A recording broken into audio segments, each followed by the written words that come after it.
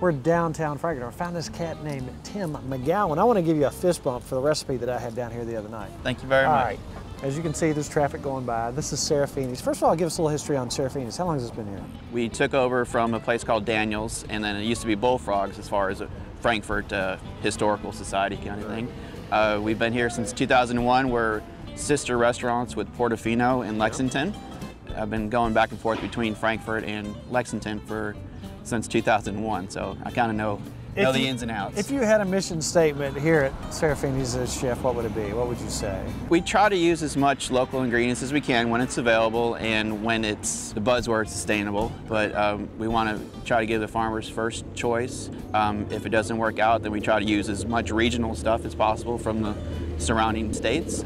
Just try to have a good time, a good meal, and some good drinks. The other night, we were trying to figure out where to eat, and we were dressed fairly decently. I wasn't in my shorts and flip-flops, but you could do that here. Oh, absolutely. Yeah. But I wanted something substantial, I wanted something good, and I wanted to have some good smells, good taste, good atmosphere, so we came to Serafini's. Sat down, and I was struggling because you had some seafood on there. And I kept seeing this Vito's. I'm a Godfather fan, so that's right. I'm paying attention to something like that. Yeah. So I'm like, what is Vito's Carbonara? So at this point, the next day, I called Renee, found out about their product. Right. And then I said, whose recipe? And I couldn't imagine that maybe the recipe could be shared, because I was going to try to make something like it. She says, well, it's already out there, and Tim would be glad for you to do this. So I'm like, so your recipe was in the State Journal.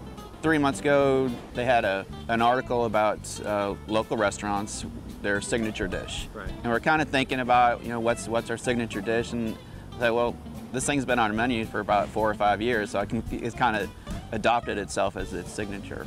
So we gave it a try, and the rest is history. So we got your thumbs up to go to the house and try your recipe. That's correct. How did you come up with that recipe? With Serafini, we're kind of known for a little bit of Italian, a little bit of Southern roots, and kind of an amalgamation of both things. Much like Italian and Southern dishes, they come out of necessity. Carbonara is a dish of necessity. You have pretty much what's left over from the night before. It's got sausage and ham, fresh snap peas and mushrooms early in the springtime.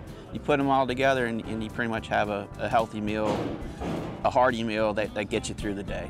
That's absolutely delicious. How did you find out about Vito's? I'm from Woodford County too, just like she is. It was either she was recommended by one of the other restaurants to come down. It's always good when reps bring food with them. She had a plate full of sausage and peppers, and we just kind of ate and just talked it over, and I think this pretty much tops what we were using, so it's, we set up an account, and the rest is history. We use several of our other products in the restaurant too, so it's a nice little match. I can imagine that with a red bean and rice. Oh, There's yeah. so many ways you could go with that. Well, let me ask you this: do you do any Dutch oven cooking? Well, In your private time. Yeah, definitely. What's the chance of you coming out to the cabin and cooking something up for us? If you show me the way, I might get there.